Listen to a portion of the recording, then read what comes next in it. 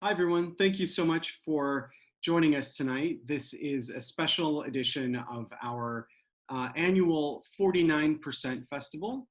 We're going to be screening the new feature film, The Perfect Candidate, by writer-director Haifaa Al Mansour.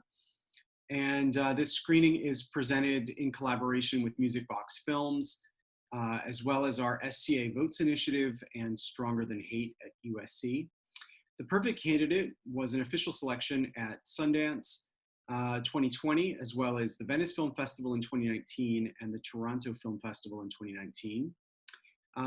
Writer-director Haifaa Al Mansour will be here for a Q&A after the film, which will run in its entirety through the webinar. And I also have a short film for you provided courtesy of the 49% called If Only You Knew, which runs about 15 minutes, which will play before the feature. Unfortunately, because the 49% are based in a time zone very incompatible with our evening events, they're in Jerusalem, they're not able to join us live, but the director of the festival, Paula Queskin, has created an intro video that will lead into the short, so enjoy that, and I'll see you back in about 2 hours.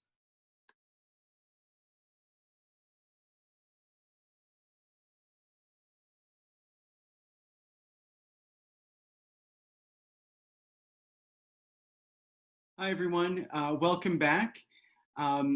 It's a great pleasure to have with us the writer-director of The Perfect Candidate, Haifaa Al Mansour. And I just want to very quickly read you a little bit of her bio. The first female filmmaker from Saudi Arabia. The success of her 3 short films, as well as the international acclaim of her award-winning documentary Women Without Shadows, influenced a new wave of Saudi filmmakers. Al Mansour's acclaimed 2012 film Wadshah received numerous awards and accolades at festivals around the world and was nominated for a BAFTA for Best Foreign Language Film. In 2017, Al Mansour released Mary Shelley, starring Elle Fanning, about the love affair between Percy and Mary Shelley as she wrote Frankenstein. In 2018, she released the Netflix film Napoli Ever After, starring Sanaa Lathan, and premiered a short film at the Venice Film Festival through Miu Miu's Women's Tales series entitled The Wedding Singer's Daughter. She recently directed episodes of Motherland for Freeform, The Good Lord Bird for Showtime, The Society for Netflix, and The Wilds at Amazon. So welcome back, Haifaa. I'm very excited to get another chance to speak with you. Oh, thank you so much for having me. It's really nice to be back. I just want to briefly say, for anyone that's in the audience who wants to ask a question, just please write it up in the Q&A box at the bottom bar of your Zoom panel. And then when we open it up, I'll call on you. And if you'd like, I'll invite you over as a panelist so that you can turn on your video and we can see you ask your question live. Haifaa, I'm very excited to hear about the production of this film, particularly since it's your first feature shot in Saudi Arabia since your debut. And I'm curious if you can give us a little sense of that journey, because so much has changed, and your own relationship to being a filmmaker in Saudi Arabia was already in a moment of great transition when you were on campus with Mary Shelley. Yeah, it is way more intimate when I make a film in Saudi Arabia, to go back home and tell a story about people that I know, the language, the food, and it's just like it is very special. But in this time I didn't have to be in a band, because in what they remember, the country was segregated. So every time we're outside, I have to be in a band, and I directed most of the film through a walkie-talkie. But now it is the society is more open, and still I can be outside in the streets, and if there is any conservative people trying to stop us, we will call the police, and the police will give us shelter. So in that way, it was a lot safer to make a film for me as a woman. But it still is like Saudi Arabia is still finding its foot in the industry. We don't have any casting agents or any location scoutings, and that makes you reinvent the wheel in every step. So it is very much similar to Wadshah in that way, where we have to build kind of a micro industry around us, where we try to train people, and we try to make this work. But it is, for me, I feel it's very important to bring in art and culture in a place that is very conservative like Saudi Arabia. I think it is worth building in the consciousness of the nation where people have empathy, and hopefully they will become more open and more tolerant. I mean, to me, you are singularly that micro industry of Saudi Arabia, and you're so much identified with it that The Perfect Candidate is the Saudi submission for the Oscars. Is that right? That's right. Yes. Phenomenal. Yeah. It took a lot of work, even like to build the committee and trying to like get that going. It is within the system in Saudi Arabia because Saudi just nominated Wajda. Was the first time ever they nominated the film, and then they had nominated another one, but the committee had expired, so we had to rebuild that with the Perfect Candidate and get them back into the system. But I think it is really exciting what is happening. There is a lot of young people back home that are making cinema their own, like they are telling stories about themselves and about their world. And I think we will see very exciting films coming from that part of the world.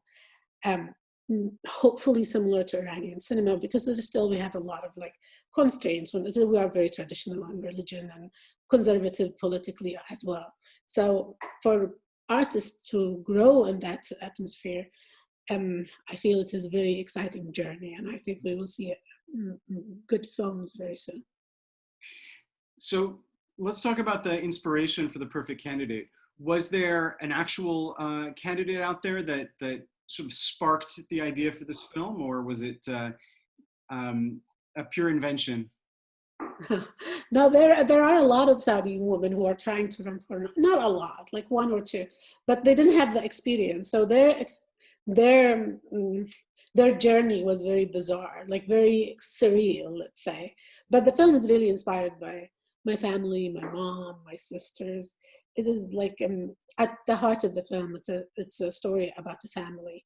It's about the sisterhood, about their sisters supporting each other, and this woman who's trying to have a voice. So it's a journey that I identified with since I was a kid. My mom used to love to sing, and still she loves to sing. But she comes from a family that will never allow her to be a singer. So she never pursued that professionally, but whenever we go within our family and like a gathering, she would sing, and she's like a diva. She would come with an entourage, and her friends would be carrying the drums and stuff, and she just comes with this light veil.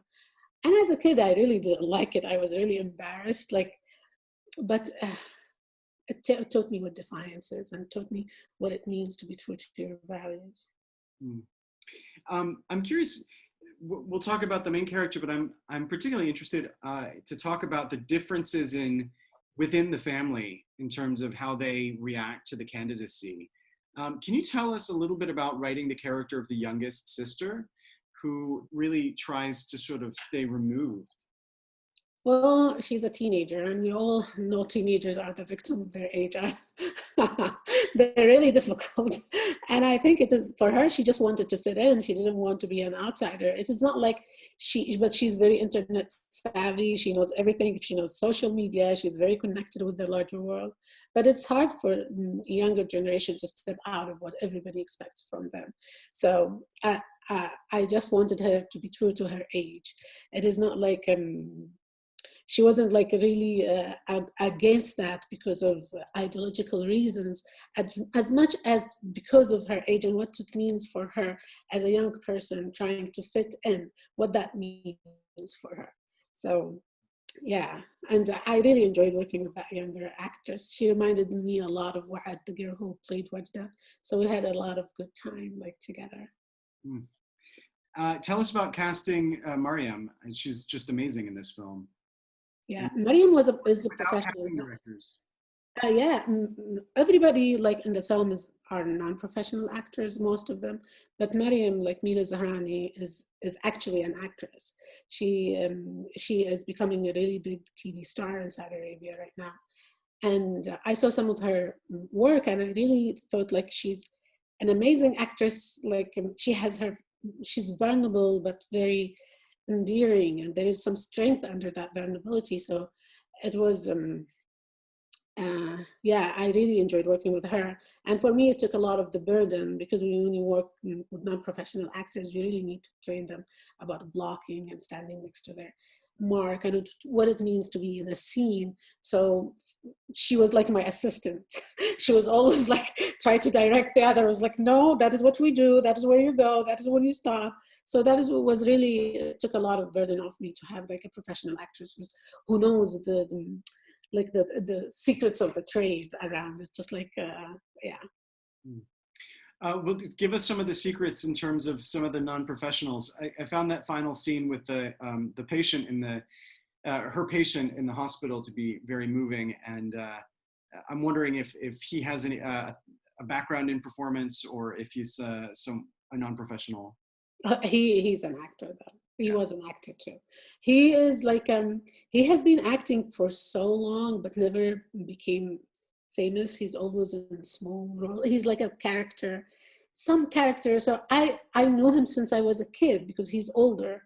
So like, and I thought like he has this wonderful face and he has this amazing voice, but never got big. And when I met him, just for me, it is like to connect this kind of art, like there was an artist there that I wanted like to explore. But he has been acting a lot on TV, so for me also to bring him with me on a journey in film where you have to be more subtle and that. And so I think it was, he enjoyed it as much as I did.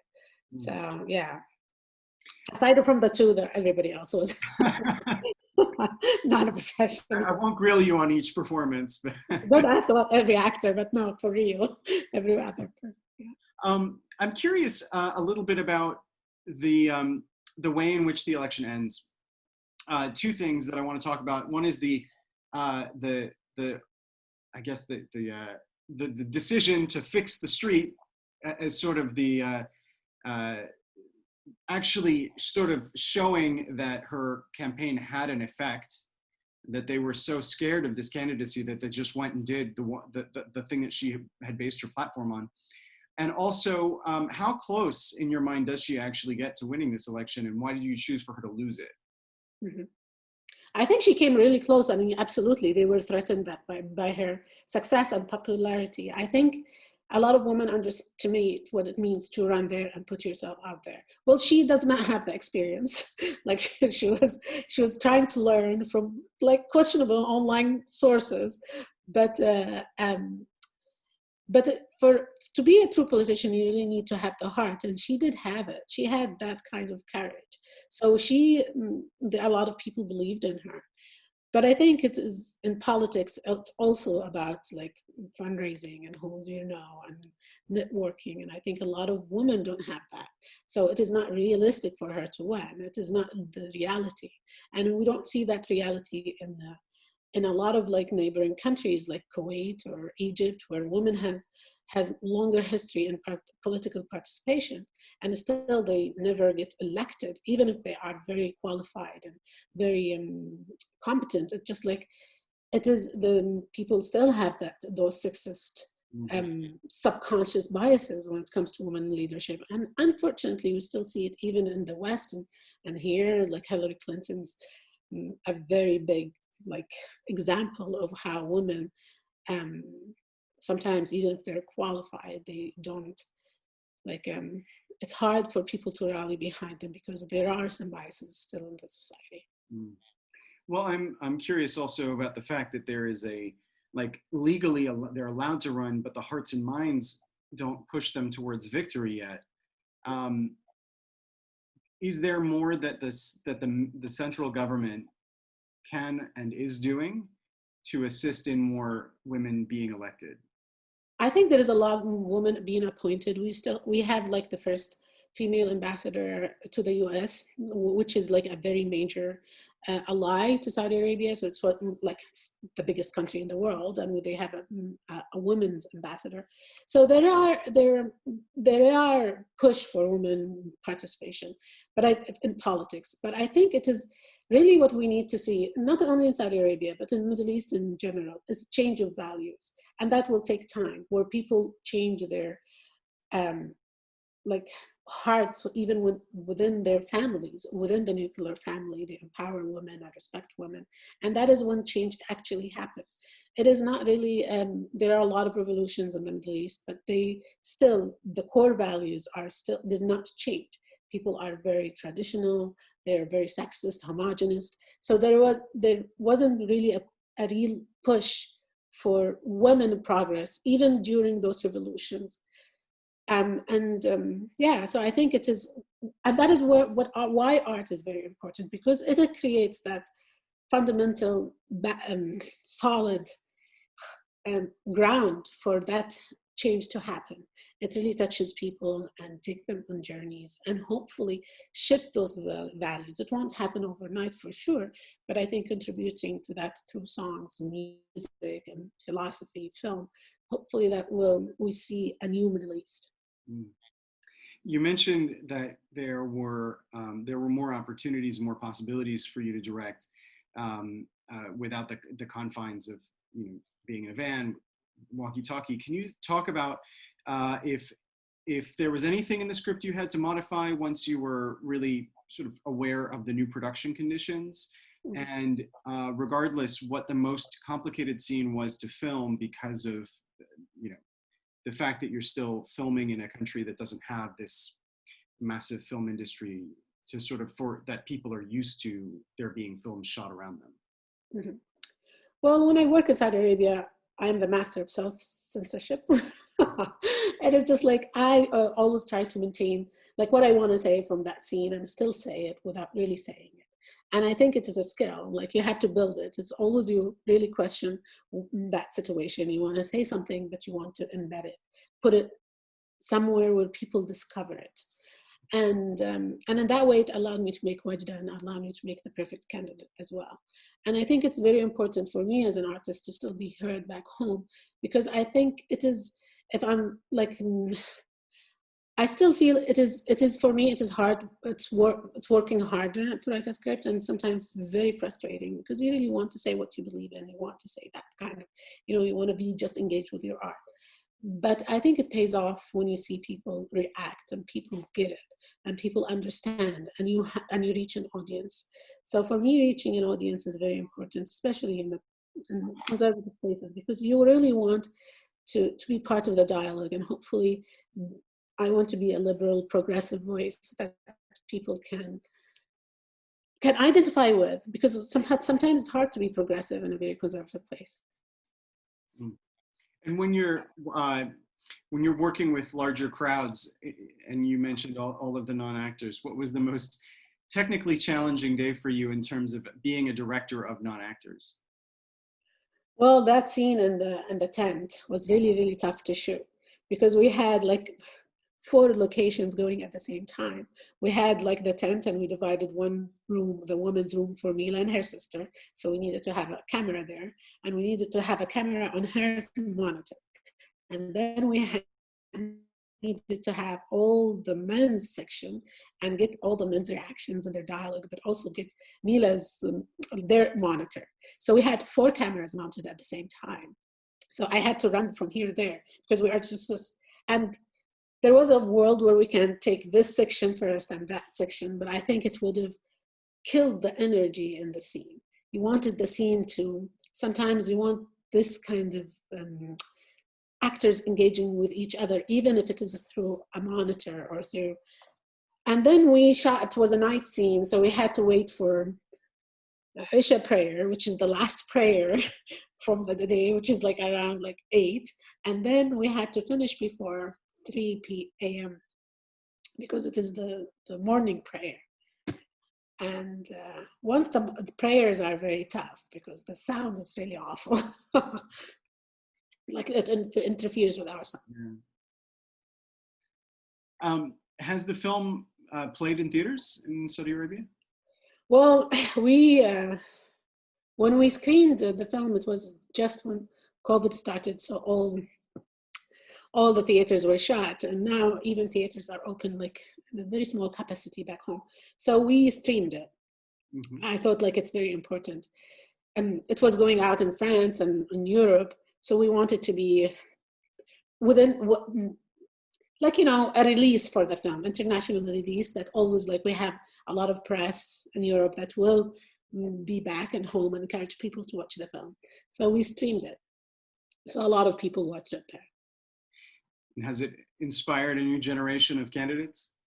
I'm sure it, it did. I think, well, I think what is it, like Saudi Arabia is going through a real change. And there are so many things that are happening for for women. For one thing, there are a lot of women. When I grew up, like, it was the only career available for me is either a teacher or a doctor. These are only the fields that are open for women. And now there are so many things are happening, and there are so many places for women to go. So I think what is really inspiring women now is like the prospect of success. But still, people, it's hard for people, regular people, to embrace change. Like, a lot of people say there are concerts back in Saudi Arabia, there's stuff, which is amazing, but there is also like a group of people who are opposing that. And still, women can drive, but the percentage of women driving are not very high. So it's kind of like really pushing people to embrace that change.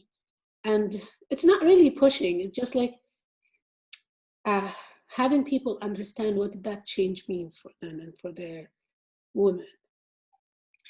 Do you feel like having had to reestablish a lot of the professional component to filmmaking in Saudi Arabia, that there's, you know, a lasting movement here, that, you know, you can move back and forth freely between making films in other countries and then, you know, making a film in Saudi Arabia, you know, when a story inspires you? Or is there a fear that it'll kind of all crumble again until you come back and save it?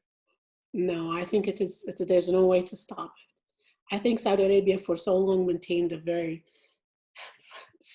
weird existence where we were very closed, like nobody comes to the kingdom, people don't travel outside. So, and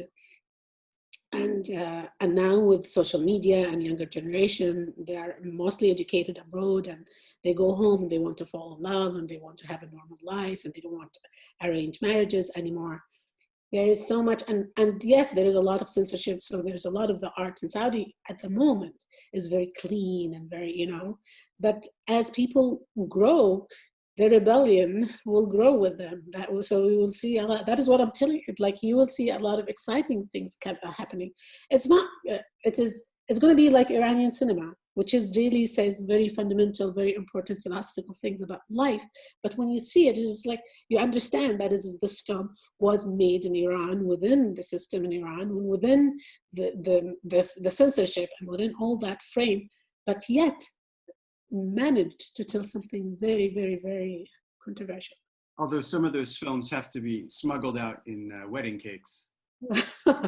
Well, the ones of them, like some ones of them like that they try to be, but Ashgar Farhadi, for example, is a very celebrated filmmaker back home, and his A Separation, his film is one of the films that the Iranian government approves and everybody loves back in Iran.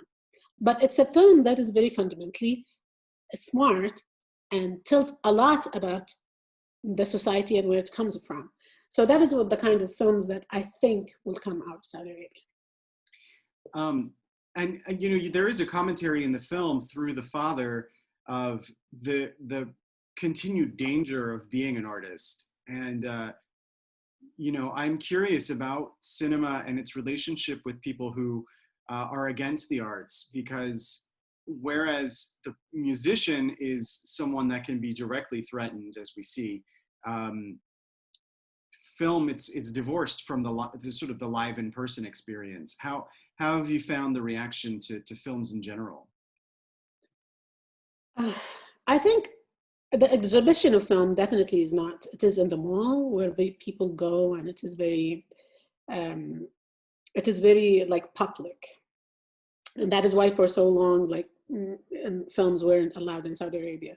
Like, it was one of the most controversial issues when it comes like women driving and cinema, where those things were very big, and for the conservatives, they were just like big battles for them that both they lost.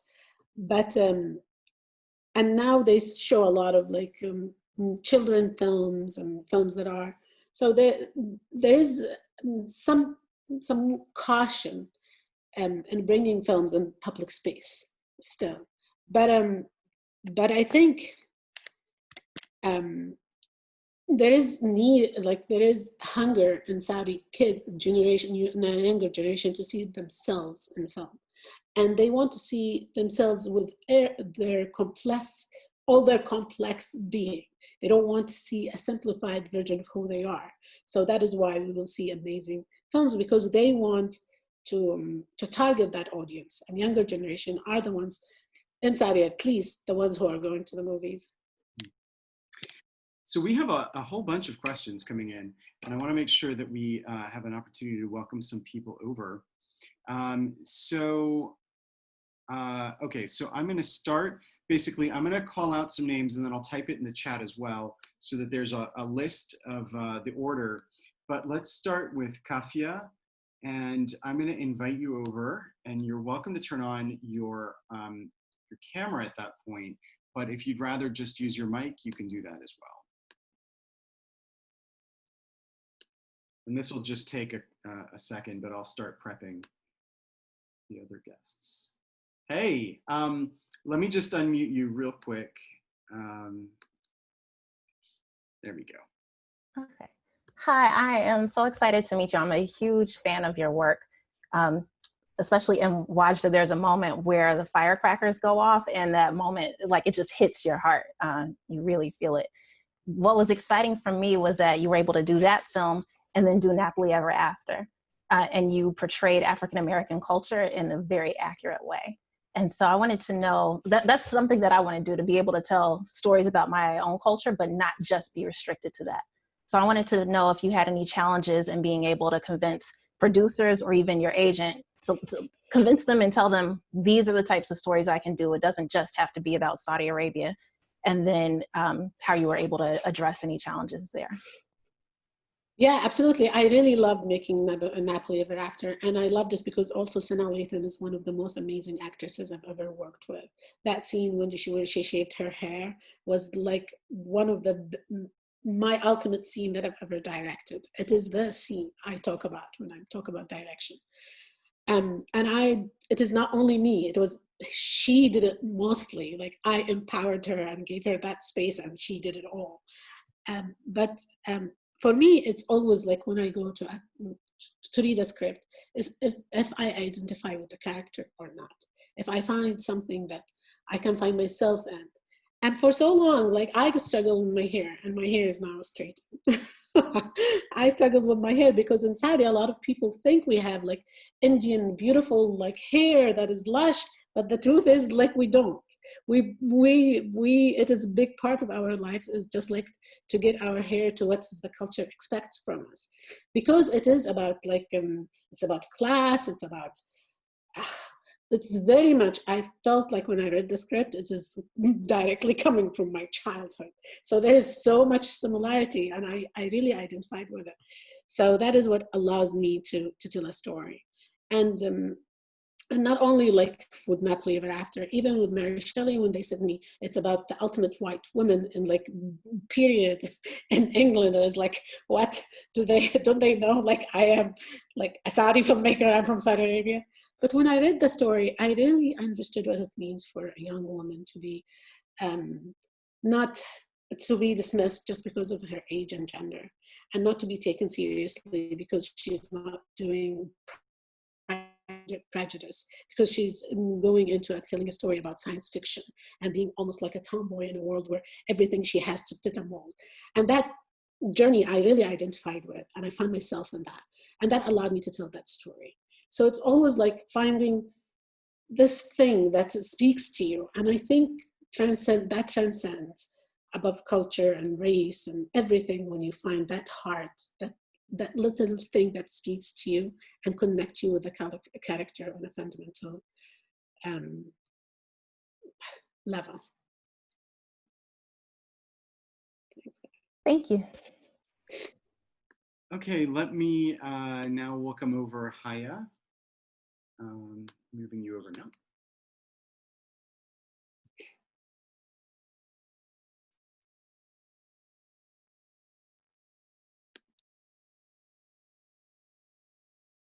And Haya, I'm not seeing a micro video function. So just to be safe, I'm going to call in the next person, Jimmy Kelly. Well, Haya, I guess, sorts that out.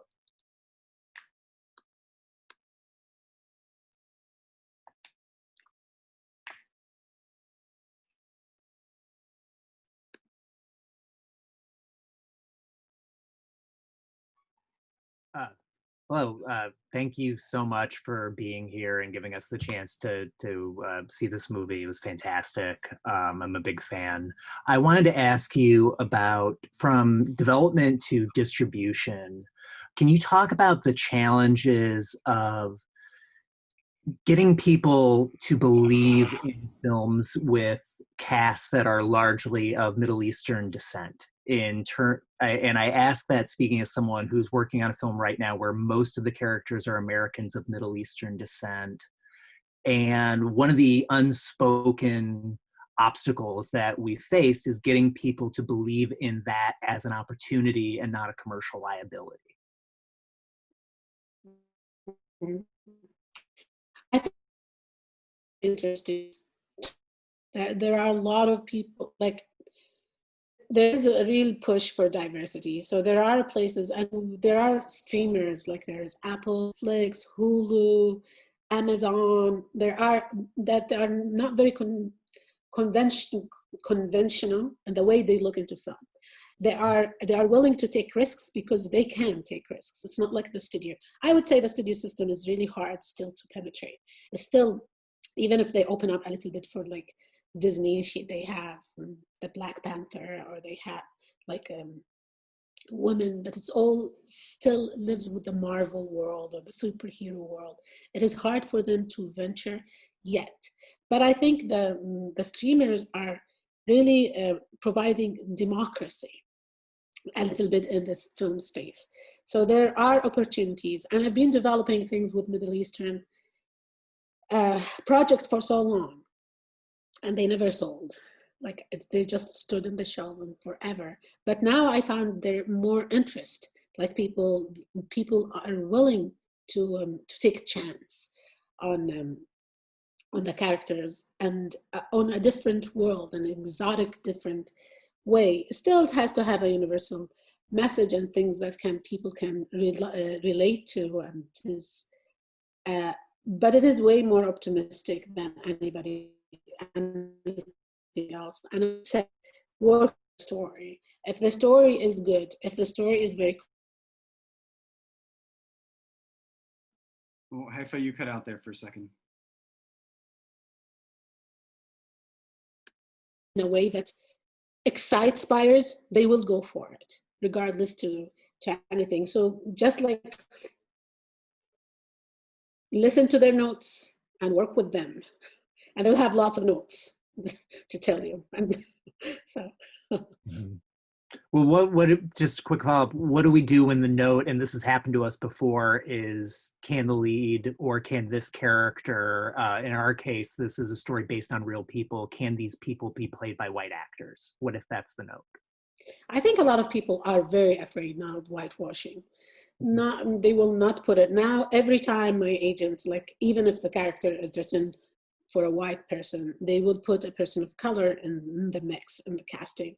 And so I don't think it is, I think a lot of people are very reluctant in this atmosphere now to tell you you have to change a diverse character and from the story with a white person, because they will have a backlash, and the backlash is real. Yeah. So especially in the independent space, because the independent space is still very critics kind of they rely on someone writes something on the Hollywood Reporter so they can sell the film. If that is their motto, is like to go to a film festival, release the film, generate buzz, good reviews, and launch it to the boutique like Sony Classics, or like places that so they will not take a chance like this. Thank you. Thank you so much. I appreciate that answer.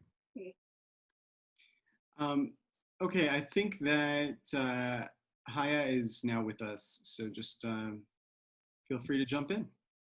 Hi, yeah, sorry, I was having technical difficulties before. Um, but I really enjoyed your film a lot. I myself am an Arab American Muslim woman, and usually a lot of the representation in Western film and in Western media, um, if the very few representations that we do get, most of them, if not all, show us as getting our power when we take off our hijab and get a white boyfriend. And the other half is like almost the white savior, almost saving the brown woman, the Muslim woman from her brown community. So this was the first film that I've seen of a person who looks like me where her power is channeled from her passions and her work and her interests. So I was just wondering, based on your experience and your expertise, how do you think we can change our representation in Western film and in Western media? And how can we implement these changes? For me, the most like I saw from Western media is like the Iraqi woman who like becomes like a cooperative with the CIA, and she's the most noble and amazing. She's veiled and and beautiful and very smart for some reason, very, very smart. And I think it is very important for us women from the Middle East to be flawed and to be subject to, because being flawed is part of our humanity.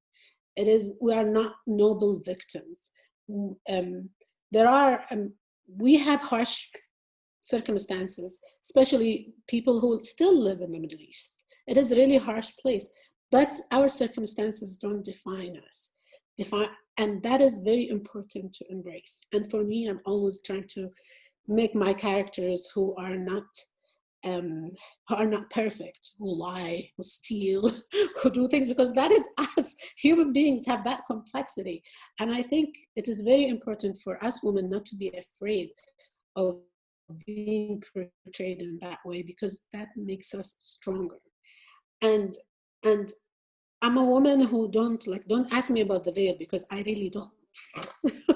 I'm not a person, because I think the veil is one of the things that, and it has to come from us Muslim women to understand what the veil means to our psychology, like blaming the victim and always seeing ourselves as like the cake. If it is exposed, flies will come, so you have to cover it.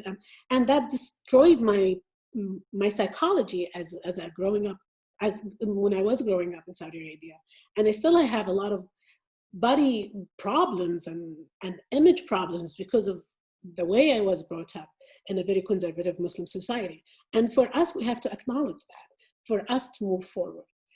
But I think, I think Western media still has a long way to go in showing Muslim and Arab women in the way they are, very strong, very sassy. They're hustlers. Go try and buy a carpet in Saudi Arabia. You will see what Arab women can do. But but I feel like there is room. Like we have Rami, one TV show that is amazing and really real representation of Arabs in here, in the US at least. Thank you. Okay, so I'm gonna invite Elias over next, and while I'm doing that, we have a question that was just meant for me to read. How can viewers stream the movie? I know that this was a sneak preview, really, right? So tell us about the Music Box release and what you have planned. I think the Music Box release will come next year, hopefully in March, because we still, like, you know what it is, like with COVID, there are a lot of the cinemas, especially the smaller ones, it's an art house film. So hopefully in March, people can watch it. Okay, Elias, you're on. You just have to, yeah, perfect. Oh, we had you for a second there.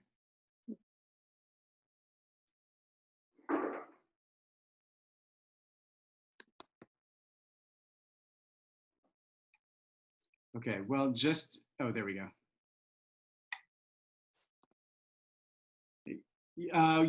You're unmuted, but we're not getting any sound from you.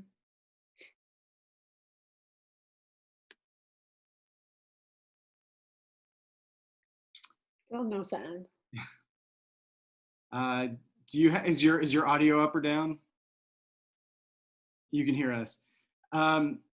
Okay, well, I'm gonna just read this, and then feel free to jump in if you fix your mic. So the question is, which young Saudi filmmakers do you recommend we look out for? There's a girl called Shahad Amin, and she did a film called Scales, and it is very poetic and very beautiful. It was premiered in Venice at the same time I premiered my film, The Perfect Candidate. So I think she's amazing, and I think she has very bright future. But there are a lot of like young Saudi filmmakers. I cannot tell the names because there are lots of them now that are making a lot of exciting films, and really I can't wait to see when they make their debut. They're making a lot of shorts now and documentaries, so I'm waiting for them to like be seasoned enough for the big jump and make a film, a long film. But yeah, so things are cooking. Not cool. I'm so sorry that didn't work out for you to ask live, but if you fix it, I'll just keep you here as a panelist for now. So you feel free to come in with another question if you have one. Okay, let's go over to Kendra. I'm going to move you over now.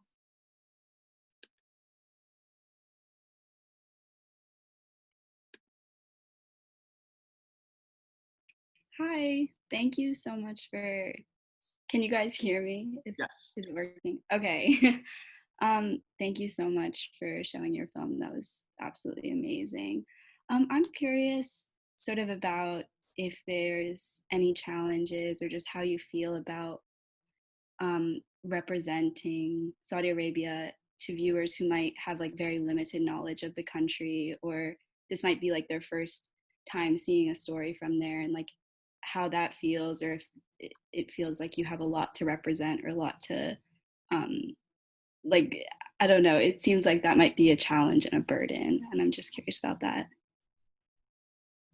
Well, I don't think of it that way. I think for me, like what really unlocks the audience is the story. There is like a story that they can enjoy and they can see themselves in. That is what makes them excited about watching the film. And I always use humor and try to employ music. And even in Wajda, there was like this Quran recitation, which wasn't music and wasn't singing, but it was touching. And so it is like trying to entertain people somehow.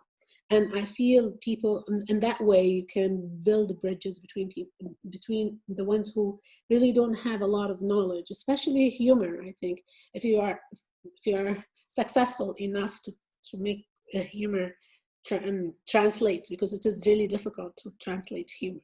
Like humor is very specific to every culture. But I try to tell stories about people. I don't think of them as Saudis or not Saudis, or I think of them people that I know and close to me, people from home, and understanding that character and what is the best way to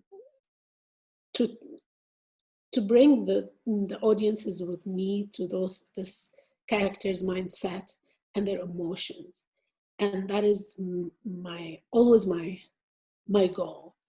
And I feel by this, if you're doing so, you give people a film that they can enjoy regardless where it comes from. Thank you. Thanks, Linda. Okay, I'm going to call on Raj, and I think that's our last question. So let me move you over. And Kendra and Elias, I'm going to move you back to being attendees. Hello, congratulations, and thank you, Ago. Congratulations for showing us, presenting the lovely film from your country. And on the top of it, it's an official Oscar entry. That's another proud moment.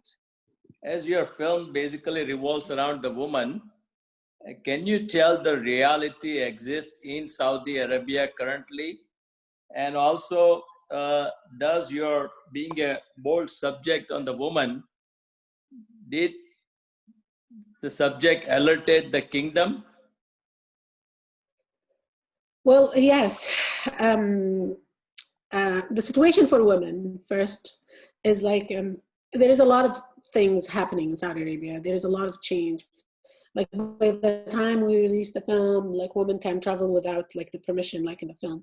So it is really what is happening is like women, especially younger women, are trying to think of ways to position themselves within that change.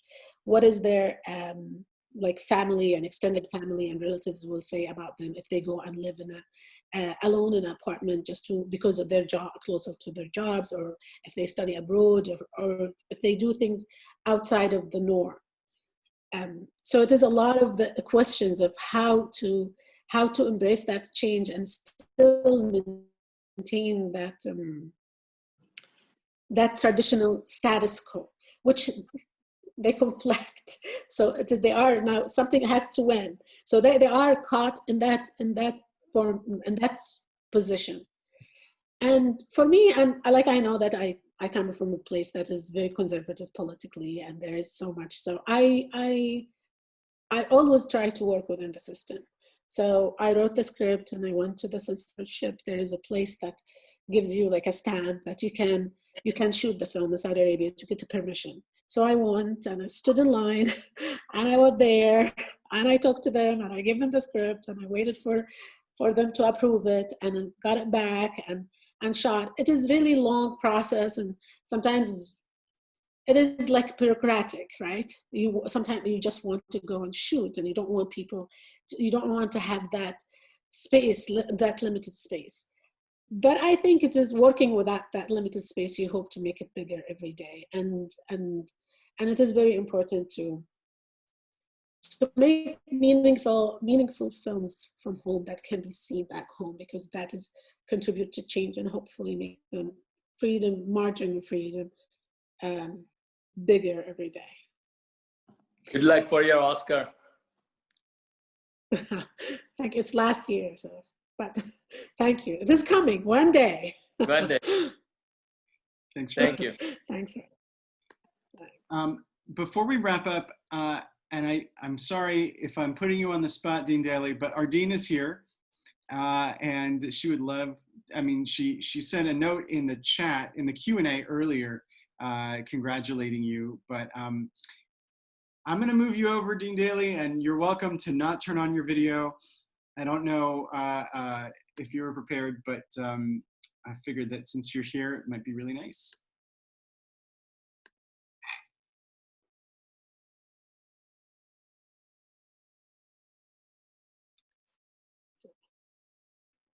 Hello. You need to unmute. Okay. I just want to say a big thank you for coming. It's so wonderful to have you here. I remember, I think the very first time I met you was at Davos, and you had just made Waja, and it was really a thrilling film to see. And I can't tell you how much I appreciate your being here and being with us, and frankly, how grateful I am personally for the wonderful films you're giving us. So I look forward to many more and to having you back with us many times. Thanks a million. Oh, thank you so much, Dean Daly, for having me. It's such a pleasure. I'm really an honor to be here. You're such an amazing constitution. So I'm really thrilled to be with you guys today, and such an amazing, wonderful program. And the participants are just really superb questions. So I had a great night. Thank you for having me. Well, I can't wait to have you back on campus too. You know, when the time is right. So yeah, it'll be wonderful to continue to celebrate your work at the School of Cinematic Arts. And thank you so much. And thank you for also joining us for the 49%. And I'm sorry that Paula and Dana aren't here, but the time zone difference make it very inconvenient. Unfortunately, I think it's something like 4 in the morning in Jerusalem right now. So, but on everyone's behalf, thank you again, Haifaa. This was really special and just another phenomenal film. Well, thank you so much, Alex. Really appreciate it. And thanks again, Dean Daly. See you guys. Bye.